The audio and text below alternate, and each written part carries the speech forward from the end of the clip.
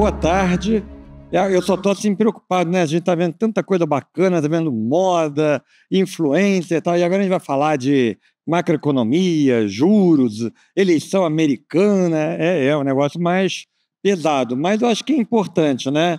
E eu estava aqui com o seu Jacques e estava contando como é que você tem que estar sempre olhando para frente, tentando se antecipar a economia, para fazer as decisões, etc. Então, eu vou tentar aqui fazer uma cobertura rápida dos principais eventos, os principais drivers da nossa economia, começando com algumas coisas lá fora, né? Porque a gente sabe que cada vez mais o mundo é integrado e o que acontece lá fora é muito importante. Como hoje é o dia 5 de novembro de 2024, tem uma eleição acontecendo lá nos Estados Unidos, eu vou começar falando um pouquinho, deixa eu ver como é que isso aqui funciona. Tchau, eu olho para cá, aqui.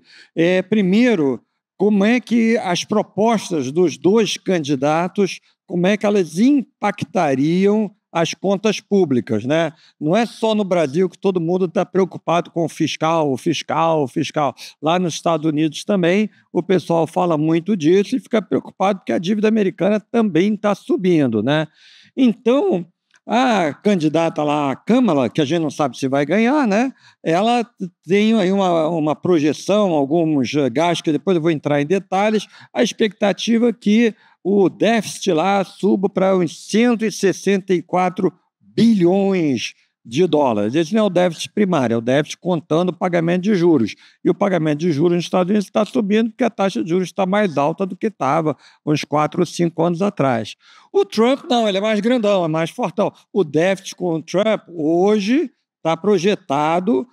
Isso aqui a gente pegou de alguns centros de estudos, tá? A gente fez também a nossa própria conta, que vou mostrar depois, mas isso aqui é a projeção do Wharton, que é aquela escola de MBA, né, da Universidade da Pensilvânia. Aí o Trump é mais parrudo. A estimativa ali é de 600 bilhões de dólares por ano de déficit.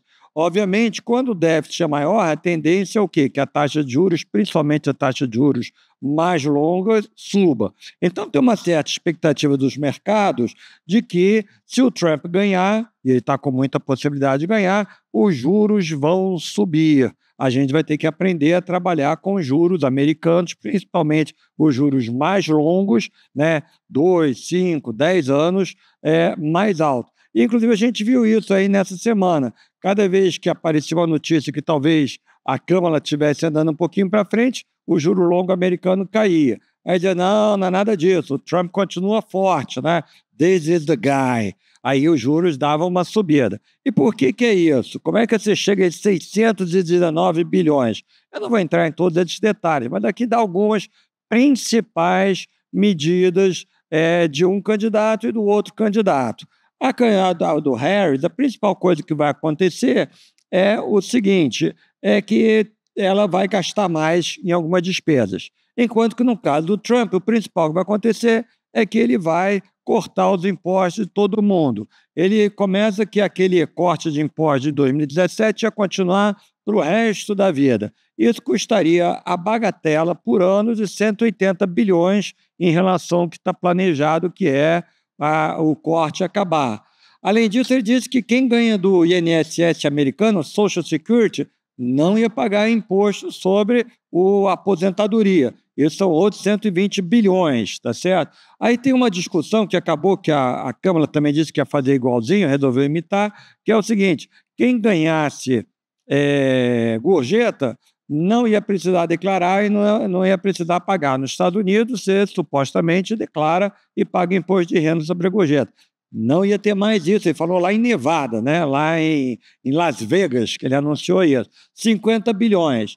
Aí também, assim, no imposto sobre hora extra, também se você ganhar salário em hora extra, o que ajuda, obviamente, o empregador, porque ele pode pagar um pouquinho menos de hora extra, a hora extra vai valer mais, porque não tem imposto, tá certo?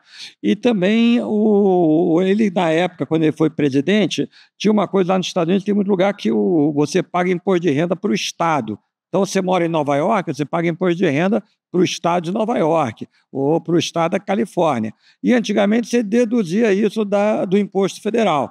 Aí ele botou um teto e, com isso, as pessoas pagavam mais imposto federal. Agora ele disse que ele vai tirar esse teto, vai deixar deduzir. Isso ia custar mais 90 bilhões. E ia baixar o IRPJ das pessoas, Corporate Tax, né, que é o IRPJ. Juntando tudo isso, você chega naqueles 600 bilhões. Poxa, mas então é muito complicado. Na verdade, ele diz que ele vai compensar parte disso botando umas tarifas de importação. A gente não gosta muito de tarifa de importação, né? Importação não pode ter tarifa. Mas, e para produto chinês, que ele quer aumentar, quer botar 70% de tarifa. Mas todo mundo diz que é uma questão de negociação. Na vida real, ele não vai fazer isso. Ele só está ameaçando para os chineses cederem algumas outras coisas. Mas, se fosse que ele ia botar 60% na importação chinesa, nossa, eu nem consigo pensar um negócio desse, né? Você ganharia 600 bilhões. Aí ele zerava aquele déficit, tá certo? Na vida real, se ele for eleito, vai ser uma mistura, um pouquinho disso. Também tem um problema que se você botasse uma tarifa, o que aconteceu? Os bens importados iam aumentar de preço. E isso ia dar um pouquinho de inflação, que ia aumentar os juros.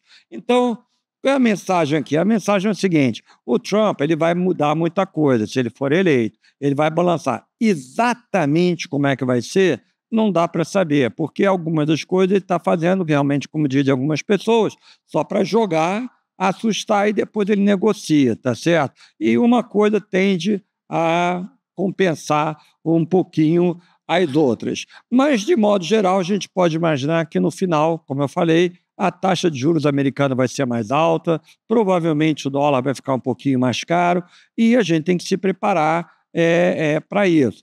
Mas, por outro lado, você vai ter mais atividade econômica, você vai ter mais dinamismo no mundo e vai ter provavelmente um certo otimismo que vai acabar influenciando a economia como um todo, né? Você vê que como é que lá nos Estados Unidos tudo muda o tempo inteiro, né? Você vê, quem que ia imaginar 2 anos atrás que a gente ia ter inteligência artificial que nem é hoje, que você pode fazer qualquer coisa em inteligência artificial. Desde que entrou o GPT em 2022, o mundo mudou drasticamente. Hoje em dia tem vários outros. Outro dia eu descobri o Claude, ou a Claude, que é sensacional, ainda mais inteligente que o ChatGPT. Muito bem, depois tem uma última coisa que também pode mudar um pouquinho, que é a questão da imigração. Ele é menos favorável à imigração do que o outro. Isso pode ter um impacto na economia americana, porque olha aquela curvinha ali da direita. A curva mais escura são os trabalhadores americanos. E o que a gente vê? Que não tem aumentado muito o número de trabalhadores americanos, até porque você tem o pessoal do Baby Boomer, que está começando a se aposentar, aquela coisa toda. Ou seja, cada vez mais do que você vê mais emprego mesmo dos imigrantes, e isso tem ajudado a economia a crescer. Então, a gente vai ter que descobrir como é que vai ser esse novo mundo e a gente tem que se preparar para isso. Inclusive, aí se o seu Jacques permitir, fazer uma pequena propaganda, né, Thaís? Esteja sempre perto de um bom parceiro, um banco que vai te ajudar a entender como é que a economia vai andar e vai te apoiar nas decisões que você vai precisar tomar. Muito bem, aqui é mais técnico, mas basicamente dizer o seguinte: independente dessas mudanças, a economia americana está bem. A inflação está caindo. Aqui eu não sei se ele faz botãozinho. Deixa eu ver se ele faz botãozinho aqui. Luzinha, não dá para ver Luzinha. Mas do gráfico da esquerda aqui, você vê que a inflação, o núcleo da inflação está caindo, as expectativas de inflação estão mais ou menos estáveis, até interessante, elas vinham caindo abaixo de 2% nos últimos 2 meses, exatamente porque tem toda essa expectativa de maior atividade lá nos Estados Unidos, a expectativa de inflação voltou para acima de 2 anos, num período de 2 anos, a inflação implícita, tá?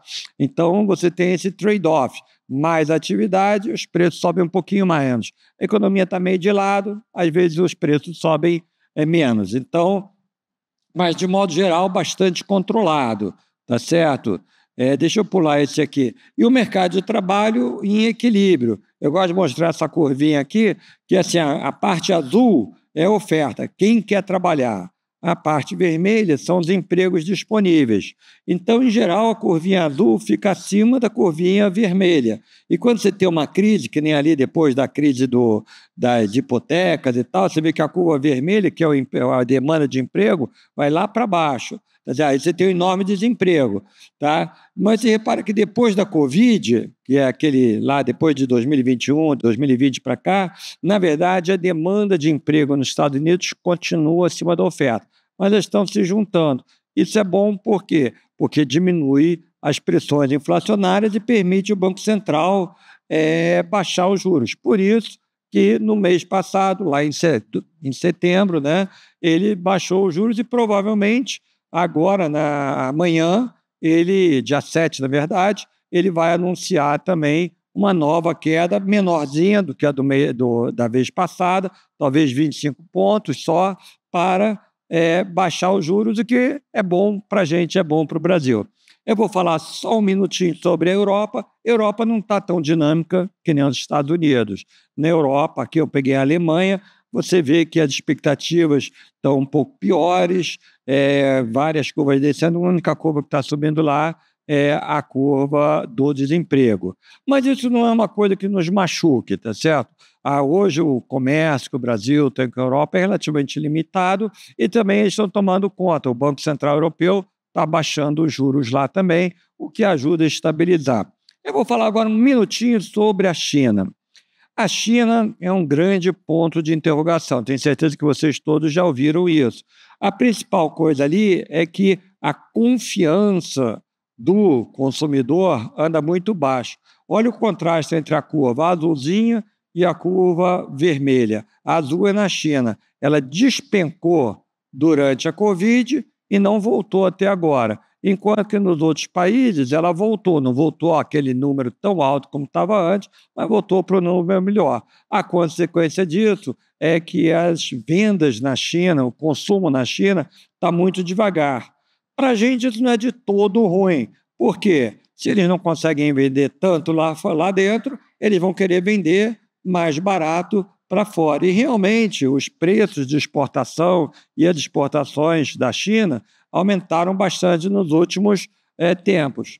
Uma das razões por que o consumo lá está baixo, a confiança está baixa, é o problema do setor imobiliário. Eles investiram muito no setor imobiliário e aí começou a ter uma retração dali. O gráficozinho da esquerda mostra as vendas de prédios na China. Em trilhões de yuans, é um número incrível, mas caiu 50% em relação ao pico. Então, tem um certo ajuste da economia chinesa, mas, como eu digo, ela, por enquanto, não está nos machucando muito, tá certo? Mas o chinês está assustado. Isso é muito técnico, vou falar muito aqui, mas é o seguinte, os caras estão poupando a beça, eles estão guardando muito dinheiro no banco, tá certo? O que é bom, significa que você não tem um risco de uma crise financeira, porque os bancos estão cheios de depósitos, mas significa que a economia chinesa vai andar mais devagar. Então eles vão parar de importar do Brasil? Eu não diria isso. Um pouquinho no minério, vai andar mais devagar, mas na parte de alimentação, de comida, enquanto a economia crescer, mesmo que mais devagar, mesmo que seja na casa de uns 3 ou 4%, vai continuar a ter um bom mercado. E como eu falei, com a exportação, na verdade, a gente se beneficia de preços mais baixos. E a outra coisa que a China, uma das razões que o pessoal está um pouquinho em dúvida lá, é que o governo resolveu fazer uma grande mudança. Por que o mercado de imóveis caiu tanto? Porque o governo falou assim, putz, a nossa população está envelhecendo, vai até diminuir. Por que eu quero continuar construindo prédio? Eu quero investir em tecnologia, eu quero ter mais robô, até para ajudar quando tiver mais velhinho, etc. Então, a grande aposta da China é na tecnologia. E ela está avançando muito nisso, está indo bem. A gente também tem se beneficiado disso. O carro elétrico, que às vezes é mais barato até do que o carro convencional, né? Se você for olhar bem direitinho, considerar o custo da energia e tudo mais, tá? Então, essa é a grande aposta da China. Por enquanto, a gente está na fase de transição, mas eu acho que tem uma grande chance de dar certo enquanto isso, a gente vai estar vendo uma economia mundial desinflacionária, o que pode ajudar a baixar os juros, e isso não é ruim para a gente. Então, e aqui? E no Brasil? No Brasil, a gente tem aproveitado essa desinflação. Ela não tem sido tão forte nos últimos meses, porque o câmbio no Brasil meio que saiu do lugar, e a gente não sabe ainda quando que ele vai voltar. Olha que interessante aqui, bem confuso, mas eu vou explicar, vai ficar mais claro. A curva do meio ali são todas o câmbio de vários países. O nosso é o verdinho. Olha como ele subiu. O único país que subiu tanto quanto a gente desde o começo do ano foi o México, tá certo? E tem uma série de razões, vai falar um pouquinho, que hoje estão dando esse nervosismo no câmbio aqui no Brasil, mas eu acho que algumas dessas coisas podem ter soluções, e a gente vai ver uma situação um pouco mais tranquila para o ano que vem, tá? A outra coisa que também fez a inflação dos últimos meses subir foi o negócio lá da tal da bandeira vermelha na nossa conta de luz. Por quê? O pessoal ficou assustado que ia faltar luz. Mas a gente já está começando a entrar no gráfico, no período de chuvas, e repara que, na verdade, ao contrário de outros anos, tipo 2021, outra coisa, aqui não tem 2021, mas o nosso, aquela curvinha laranja, ela está super bem comportada, ela está na média dos últimos 20, 25 anos. Então, isso significa que até pode ser que a bandeira que já está no amarelinho vá, no final do ano, sendo verde, e com isso diminua a inflação. Hoje, o grande vilão da inflação, na verdade, é a carne. A carne está num ciclo de aumento, mas que também deve ser temporário. Eu vou pular esse aqui. E aí, olha, vendas de varejo. Aí que vocês têm que prestar atenção. O varejo, ele respondeu bem à queda de juros. O que é esse gráfico aqui da esquerda? Esse gráfico é o seguinte, ali aquela barrinha vertical, momento zero, é a data em que o Banco Central, nas várias vezes, desde do ano 2000, começou a cortar os juros. E aí o que acontece? A partir do momento zero, as vendas vão subindo. Em algumas vezes, em alguns ciclos mais, em outros ciclos menos, tá certo? Mas o natural é que quando você corta os juros, as vendas vão subir. Na média, dá aquela curva preta. Esse ano, esse ciclo que a gente começou no ano passado, na verdade, está acontecendo isso, mas um pouquinho mais fraco até. Mas você está vendo a curva bem vermelhinha, meio laranja, ela é o que a gente está acontecendo, é a venda do varejo nos últimos anos. Ela está melhorando nos últimos meses. Ela está melhorando, mas está um pouquinho mais estável, até porque os juros pararam de cair. Então, a nossa expectativa no próximo ano e nos próximos meses é de uma economia que vai continuar crescendo, talvez um pouquinho mais devagar, por alguns meses, tá certo? O que vai dar um certo alívio para o Banco Central, para ele poder começar a cortar os juros, mas a gente não vai ver uma recessão, a gente não vai ver uma queda importante de vendas. Então, o nosso horizonte para 2025 é que a gente vai continuar a ter crescimento, mas um crescimento que dê espaço para não ter inflação e, portanto, os juros poderem cair, tá certo? Então, o que a gente vê? E a gente vai continuar vendo um mercado de trabalho bom, o que ajuda a confiança do consumidor brasileiro. Se você vê o nível, a curva ali, uma está de cabeça para baixo, outra de cabeça para cima. A de cabeça para baixo é o desemprego. O desemprego está caindo e o emprego continua crescendo. Não está disparando, porque aí você ia bater no muro da disponibilidade de gente, mas ele continua crescendo, tá certo? E mais, ele está crescendo de um jeito em que a pressão do salário não está muito alta. Então, para as empresas, é importante, porque quando o salário sobe muito, você começa a ter pressão nos lucros.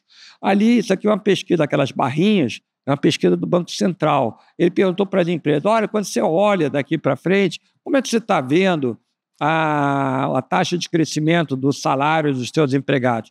A maioria estava vendo um crescimento perto de 4%, um pouquinho mais, um pouquinho menos. Então, esse é um crescimento que as companhias têm como proporcionar, mantém a demanda agregada, mantém a economia rodando, mas sem pressionar demais as margens das companhias ou a inflação. Então, essa é uma situação relativamente saudável, tá certo? O único risco que a gente botou também, que o consumo, você lembra que eu mostrei lá que o consumo não estava crescendo tanto assim?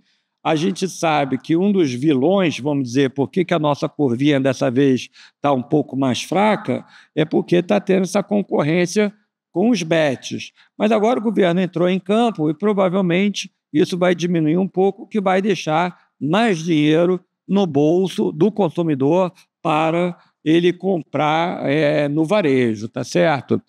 Bom, então, aqui é o modelo do BCB, o que a gente vê é o seguinte, se a gente rodar de várias maneiras, a gente não tem o risco do ano que vem ter uma inflação muito alta. A inflação vai estar entre 3,4, 3,8, por aí. Então, dá para você planejar com mais tranquilidade de que você não vai ter um súbito aumento da inflação que vai desequilibrar o planejamento das empresas, tá certo? Mesmo aqui eu mudei, aqui com mudando um pouquinho os parâmetros, pode ser que ela fique até a 3%, que seria o sonho do nosso Banco Central, tá?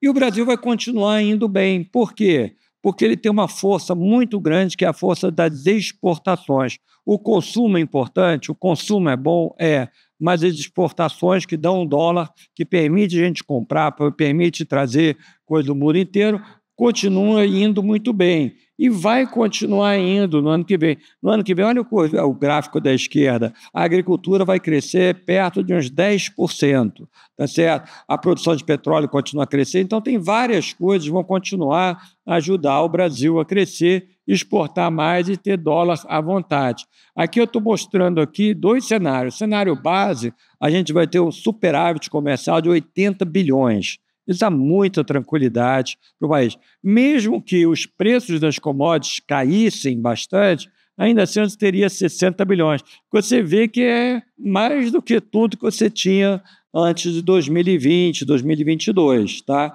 Então, o Brasil está bem, continua produzindo bastante, tem um mercado de trabalho bem sólido e uma coisa muito importante, o investimento está voltando. No ano passado, o investimento contraiu 3%. Esse ano, a gente tinha projetado lá atrás, né, quando eu converso com a Thaís, a gente tinha projetado um crescimento de 3%. A gente mudou isso. A gente mudou para 6%, porque a gente começou a ver firmas que começaram a tomar decisões. Iam lá, iam no FINEP, iam no BNDES, iam nos bancos privados, emitiam, às vezes, no mercado, uma debênture. Para quê? Para investir. Então, a gente aumentou a nossa previsão para 6% esse ano e provavelmente na casa de uns 5% o ano que vem. Isso é uma notícia muito importante. Não dá para soltar fogos de artifício, porque a taxa de investimento no Brasil ainda é baixa do que a gente precisa, mas está melhorando um pouquinho. E o importante, se a gente tiver tranquilidade e enfrentar o problema fiscal. Vocês estavam se perguntando, pô, o Joaquim vai falar, e não vai falar do fiscal, né? Não, fiscal sempre aparece. Se a gente conseguir superar isso, eu acho que a gente vai conseguir. O Brasil já conseguiu superar a inflação, já conseguiu superar a falta de dólar, a gente vai também conseguir superar essa questão fiscal. Precisa de duas coisas para isso. Uma, você ter a disciplina, obedecer o arcabouço. A outra é a gente continuar crescendo. Esses três gráficos, eles mostram a diferença do gráfico da esquerda para o gráfico da direita, é que no gráfico da esquerda a economia está crescendo menos de 2%. E no gráfico da direita, a economia cresce 2,5%, tentando chegar a 3%. O que a gente descobre? Que a relação dívida-PIB, o endividamento do país, ele é muito difícil de diminuir se você não crescer. Agora, se você crescer e obedecer o arcabouço, não inventar artimanhas, a gente vai conseguir ter a relação dívida-PIB caindo, o que vai permitir a gente baixar os juros, tá certo? Eu não vou entrar aqui nesse detalhe. O Brasil está gastando muito? Olha, sim e não. Se você olhar os últimos meses, teve um aumento, até porque você pagou precatórios, pagou algumas outras coisas, mas até o final do ano a gente vai voltar a uma média que é que nem a média da época do teto do gasto, do Temer e tal, que é um gasto público relativamente estável. Isso exige uma ação do governo?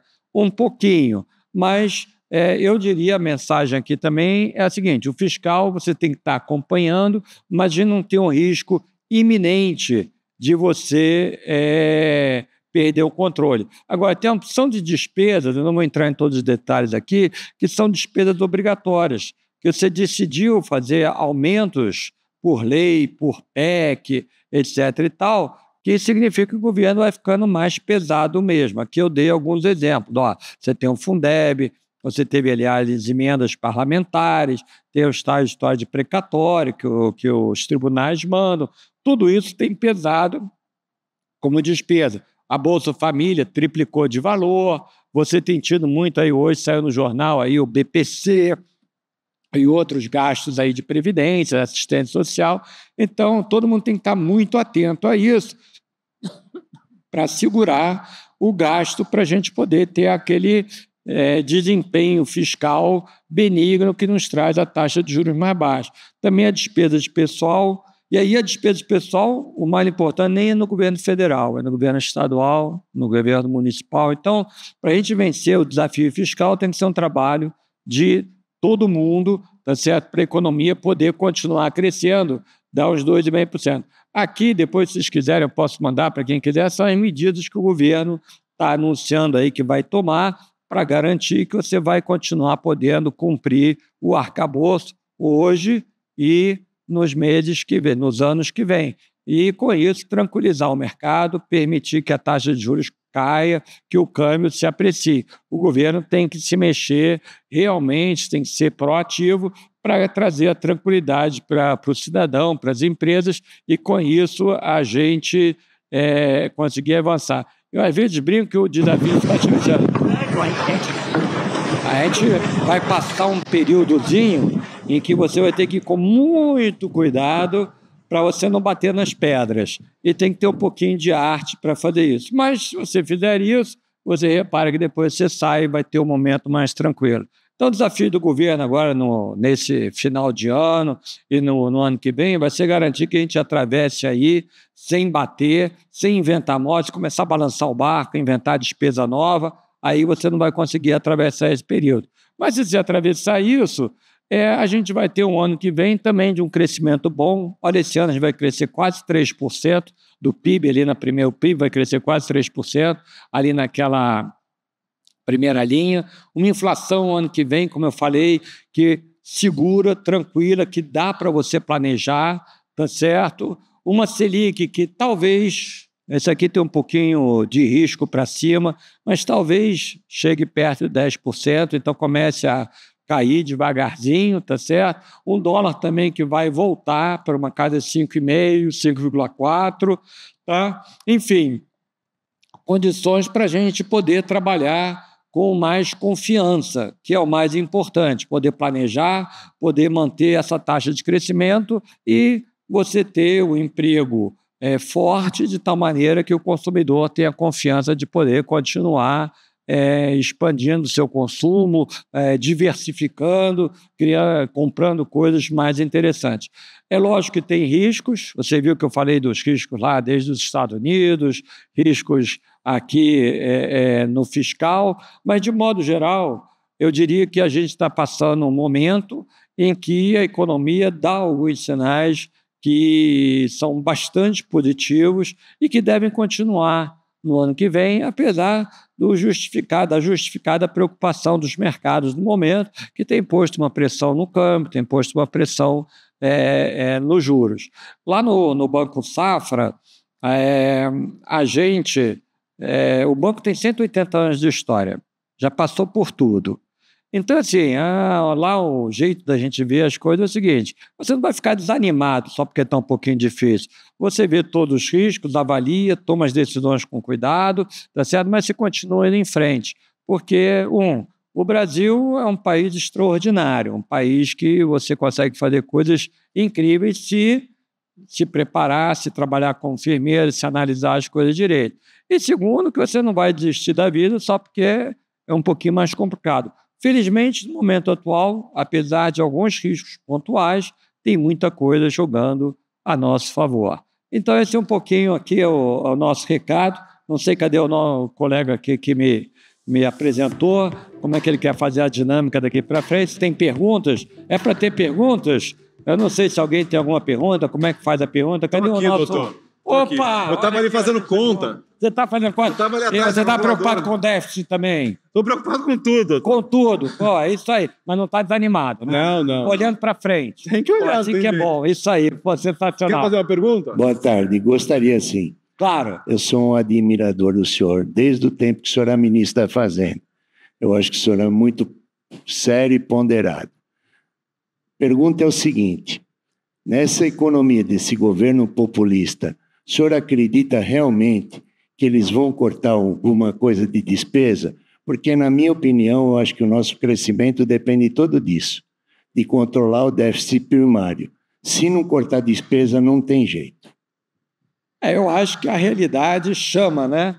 E eu acho que eles vão fazer um esforço, exatamente, para dar confiança, e algumas coisas podem parecer duras e tal, mas, na verdade, justifica, porque você fazer um esforço para garantir que o país continue a crescer, vale a pena. Então, e a pressão é grande, acho que o ministro da Fazenda está lá todo dia explicando por que precisa fazer essas coisas, e eu acho que alguma coisa vai acontecer, sim, para poder trazer um pouquinho mais de serenidade para a nossa economia. Respondeu a tua pergunta? Se eu quiser tirar uma foto com ele, vai descer. Daqui a pouco, aproveita. Tá bom, tá ótimo. Pô, gente, super obrigado, parabéns aqui.